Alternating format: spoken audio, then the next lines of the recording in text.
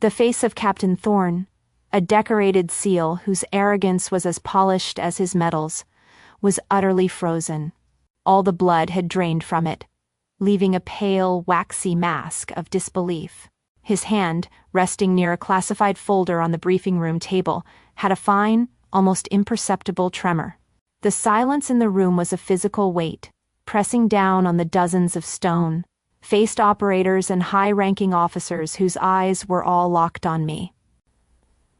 It's a funny thing about call signs.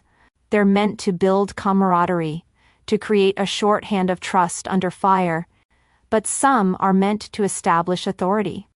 He had just learned the difference. Very, very publicly. Then, the voice of General Mac Coy, a 4-star commander whose words carried the weight of a dozen campaigns, cut through the tension. His tone was sharp and cold, each syllable a perfectly aimed shot. Captain Thorne. You will address Commander Valerius by her designation, or you will be removed from this brief. Is that clear? But that was the end of the story. 2 weeks earlier, I was just the new senior intelligence officer assigned to Task Force Orion. My name is Commander Eva Valerius, and I walked into that initial planning meeting knowing I was an outsider in their world. The room was thick with the easy confidence of Thorne's SEAL team. They viewed me as a desk jockey, a bureaucratic hurdle from some obscure intelligence agency they neither knew nor cared about. I listened patiently, my hands folded on the table, as Thorne laid out his proposed infiltration plan with cinematic flair. When he finished, I spoke calmly, my tone professional and neutral. I pointed out a critical, potentially fatal flaw in his approach, referencing specific topographical data and signal intelligence patterns his strategy had completely ignored. He didn't even look at the data I presented on the screen. He just scoffed, a short, ugly sound of performative dismissal. He leaned back in his chair, turning to his men with a smirk. Look, we appreciate the paperwork, but leave the real planning to the guys who actually kick in doors. He paused for effect, looking right at me. We'll let you know when we need more coffee. A few of his men chuckled nervously. I felt a familiar coldness settle deep in my gut. Not hot anger, but a dense, hard fury. It was the tired weight of a truth being confirmed, yet again. This wasn't just an insult to my rank or my intelligence. His public dismissal, his refusal to even consider the facts, meant his flawed plan would remain the operational default. That kind of arrogance puts people in body bags. My face remained a mask of calm professionalism. I simply gave a slight nod, my mind already calculating my next move. He thought he'd put me in my place, another nameless analyst he could ignore. He had no idea he'd just dismissed the architect of the very system that kept his team alive. To understand the reckoning that was coming, you have to understand the difference between reputation and authority. In the 2 weeks that followed our first meeting, the command climate Captain Thorne cultivated became suffocatingly clear. To him and his team, I was an accessory, not a commander. A necessary but inconvenient attachment, like a piece of equipment they didn't quite know how to use.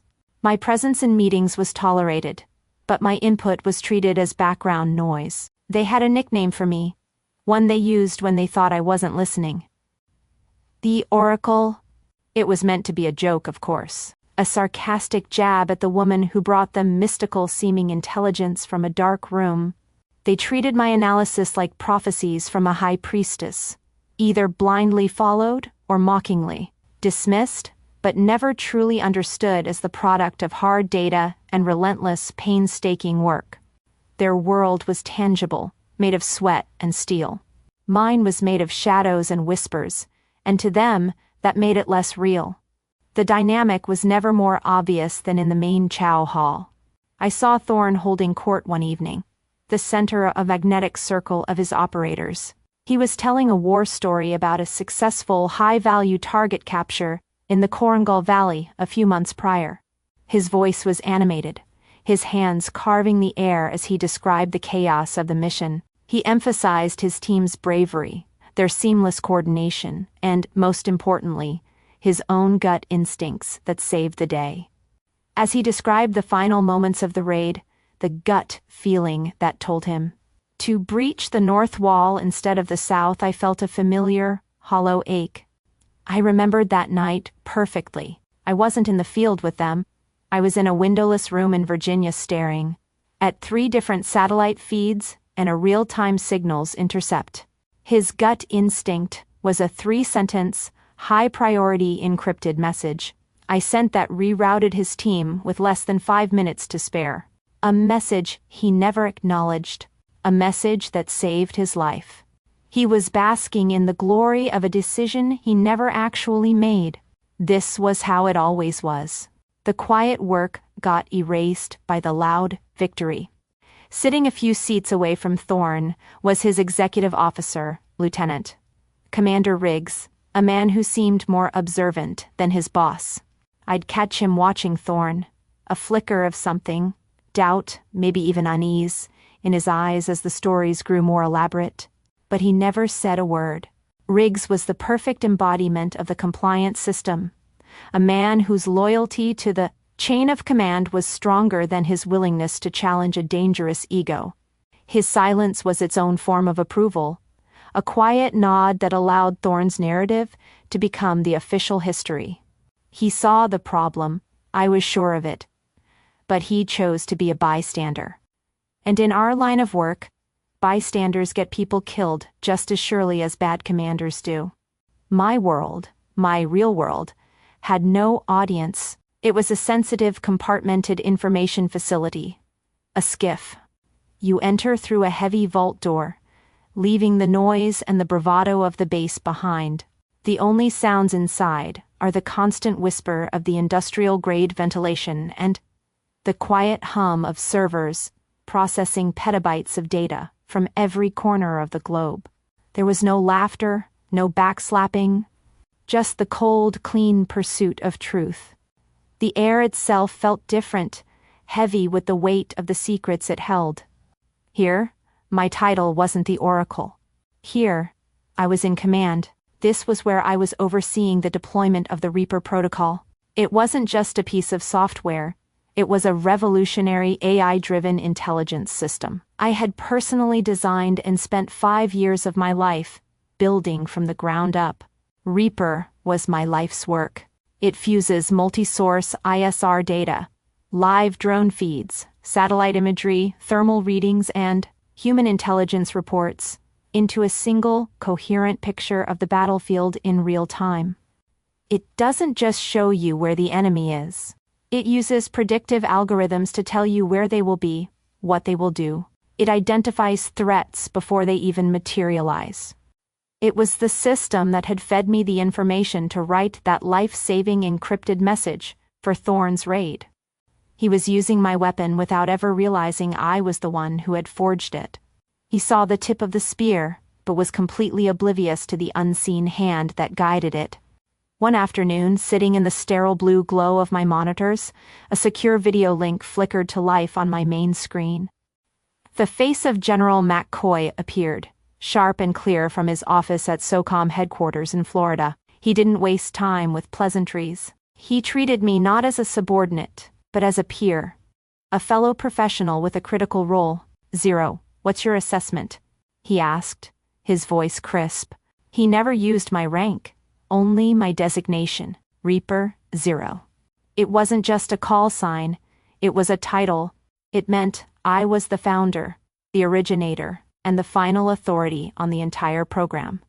The general continued, his eyes locked on mine. "Is Thorne's unit read in enough to execute Operation Nightfall? I need to know if he understands the tool you've given him, or if he's just going to treat it like another gadget." The question hung in the air, a testament to the 2 worlds I was living in. Out there, in the dust and the noise, I was the quiet woman who brought the SEALs coffee. In here, in the silent heart of the entire operation, my judgment could sideline one of the Navy's most decorated captains. Thorne lived in a world of bravado and sea stories. I lived in a world of data, probability, and consequences. He believed command was about being the loudest voice in the room. I was about to teach him that true power doesn't need to raise its voice. After the secure video link with General McCoy went dark, I sat in the silent, refrigerated air of the skiff for a long time. An emotional confrontation with Captain Thorne was pointless. It would be dismissed as hysterics, confirming his view of me as an over-emotional woman unfit for this world. He didn't respect Data, and he certainly wouldn't respect my anger. But he did respect power. He worshipped the formal, rigid hierarchy of the military, the public displays of rank and reputation. It was in that moment I realized I didn't need to fight him on his terms. I could make him face me on mine, in a language he was forced to understand. My goal wasn't revenge. Revenge is a messy, emotional indulgence that has no place in mission planning. My objective was operational integrity. Thorne's arrogance was a liability, and I needed his absolute, unquestioning compliance with my intelligence directives to ensure the safety of his men. To get that, I had to establish my authority beyond any doubt, not with an argument, but with an irrefutable fact. The perfect opportunity arrived in a classified email a few days later. General McCoy would be flying in to attend the final mission confirmation brief in person. This was an unusual step, a clear signal of the operation's immense importance. It was my opening. As the mission's senior intelligence officer, I had the authority to help structure the briefing agenda. With deliberate precision, I added a new item to the schedule, a seemingly tedious bureaucratic formality that was usually glossed over in 5 seconds: command and control structure. My weapon of choice was a single PowerPoint slide. I buried it deep in the mission brief deck, designed to look like an unreadable flowchart of acronyms and reporting lines. To the casual observer, it was bureaucratic boilerplate, but embedded in the very architecture of that chart, woven into the command, lines and titles, was the undeniable procedural truth of my position. To leave nothing to chance, I initiated a secure chat with the general. E's aide, Major Davies, a man who spoke inefficient, clipped sentences. I didn't complain about Thorne or hint at any friction. That would be unprofessional and would only undermine my position. Instead, I framed my query with perfect military courtesy. Major, I typed, for the general's situational awareness, can you confirm he wants the operational lead for the Reaper protocol identified during the C2 brief? The reply came back in seconds. Affirmative, Commander. The general is a stickler for accountability. He wants everyone in that room to know who is who. The trap was now set and armed. I hadn't asked for a favor. I had simply leveraged the general's own known leadership style. The system itself would be the instrument of Thorne's correction. Thorne was preparing for a fight, a battle of wits and tactics. But I wasn't planning a battle. I was scheduling a procedural update. The most devastating attacks are the ones your enemy never sees coming, delivered not with a weapon, but with a slide deck. The main briefing hall at Bagram Airfield was packed to the point of overflowing. The air was dry and cool, thick with the smell of electronics, stale coffee, and the unique, sharp tension that gathers when the most dangerous people on the planet all sit in one room. Tier 1 operators, their faces hard and unreadable, sat next to drone pilots and senior intelligence analysts. In the front row, General McCoy sat like a statue, his very presence an amplifier for the room's electric atmosphere.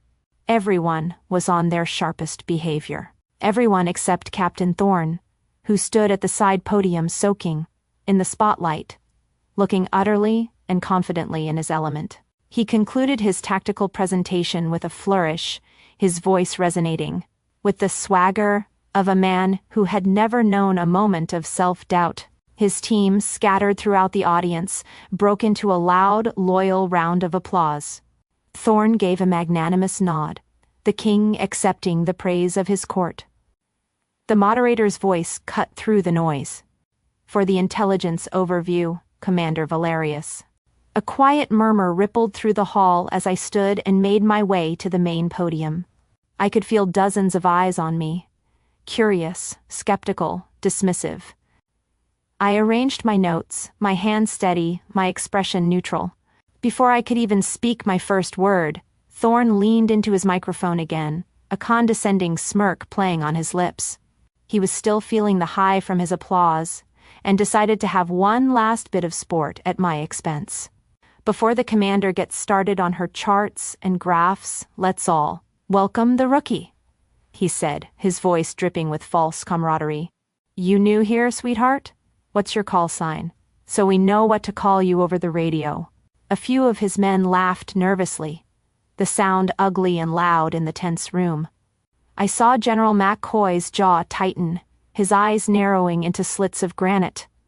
Thorne had just made the last and most public mistake of his career. I didn't look at my slides. I didn't look at the general. I turned my head slowly and looked directly at Captain Thorne. My own internal storm of frustration and anger went perfectly still, replaced by a profound, cold calm. He had just handed me the perfect opening, on a silver platter, in front of the most important audience imaginable. The nervous laughter in the room sputtered and died as I held his gaze. The silence stretched, becoming heavy and uncomfortable. I leaned into the microphone, my voice perfectly level, perfectly clear, and utterly devoid of emotion. My call sign is Reaper 0. The name dropped into the room like a grenade with the pin pulled. He didn't know the name. I could see the confusion on his face. But the Tier 1 operators in the front row, they knew. I saw men with more confirmed kills than years in my career physically sit bolt upright in their chairs. I saw drone pilots whip their heads around to stare at me, their mouths slightly agape. They had all heard the whispers of Reaper 0, a near mythical figure, the architect of the most effective and lethal targeting tool in modern warfare. The name was a legend in the intelligence community, a ghost in the machine. They just never imagined the ghost was the quiet woman Thorne had been publicly humiliating for 2 weeks. Thorne's smile didn't just evaporate, it was wiped from his face, replaced by a slack-jawed, dawning horror as he felt the entire room's atmosphere shift away from him and toward me. I saw his XO, Riggs, subtly take a half-step away from him, as if proximity to Thorne had suddenly become dangerous. Then, General McCoy stood up. The sound of his chair scraping back was like a thunderclap. His voice boomed through the hall, a raw force of pure command. "Captain Thorne?" he began, his eyes burning holes into the now trembling seal. "For the benefit of you and your team, let me be crystal clear. Commander Valerius is not your support staff. She is the creator and final authority for the Reaper Protocol." The general took a step forward. "On this operation, her designation outranks your command. She is, for all intents and purposes, your boss. Is that understood?" All the swagger, all the arrogance, was stripped away from Thorne in an instant, leaving behind nothing but the raw, reflexive conditioning of a junior officer.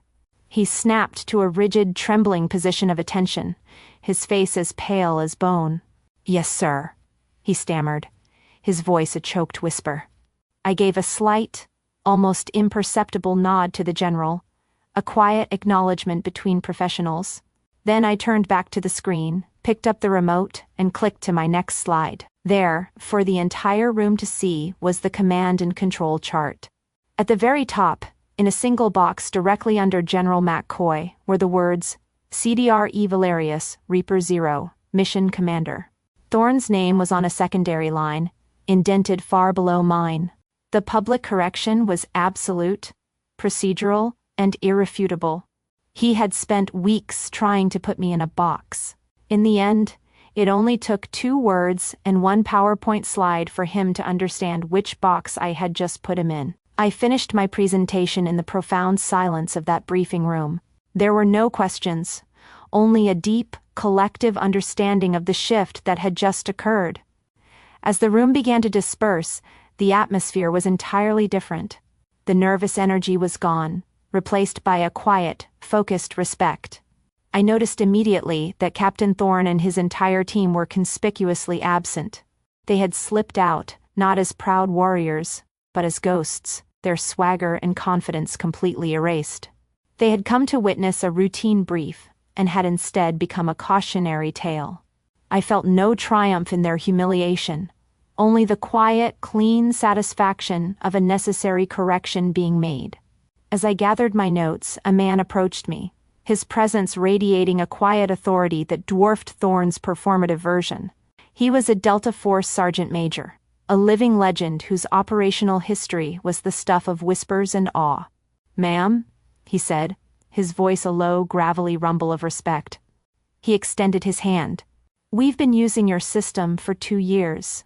It's an honor to finally meet the person who brought so many of our guys home." This was it. This was the only validation that ever mattered. Not the approval of arrogant officers, but the gratitude of the quiet professionals who put their lives on the line. It was an acceptance I had earned in silence. With data and dedication, thousands of miles from any battlefield. As I was leaving, General McCoy caught my eye. He gave me a single, quiet, approving nod. "Excellent brief. 0. Carry on." That was all that needed to be said. A year can change everything. I was no longer attached to a field unit, no longer operating from the dusty, chaotic confines of a forward base. My new office was at the Pentagon, in a secure section where the silence was deeper and the stakes were even higher. I was now the director of the newly formed Advanced Intelligence Integration Directorate. My work, the Reaper Protocol, had done more than just succeed. It had fundamentally changed military doctrine. Now, my briefings weren't for unit commanders. They were for the Joint Chiefs of Staff, the small group of men and women who steer the entire United States military.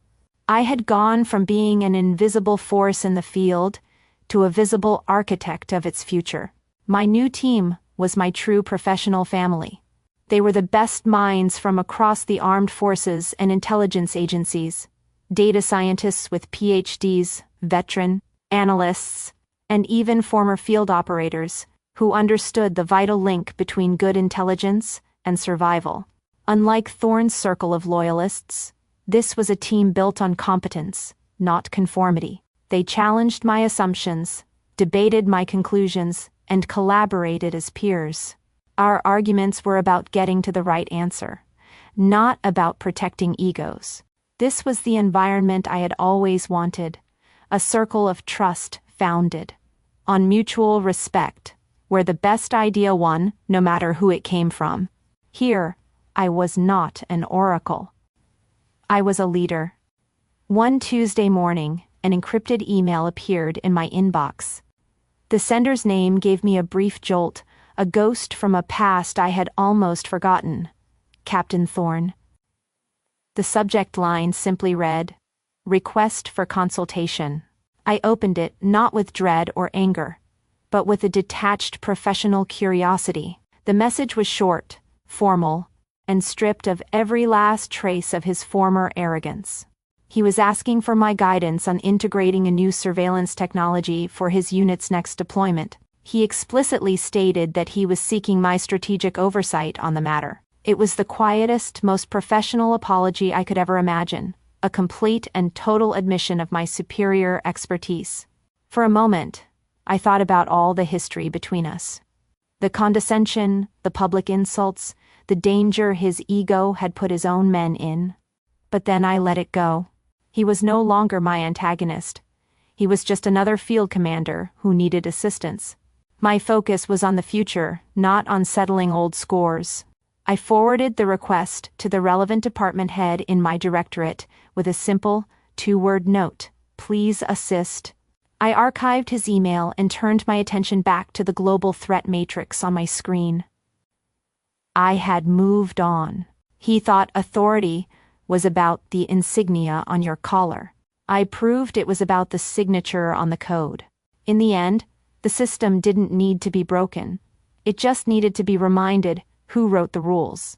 If you've ever had your expertise dismissed only to prove everyone wrong, Tell us about your Reaper Zero moment in the comments below. In this community, we value quiet competence.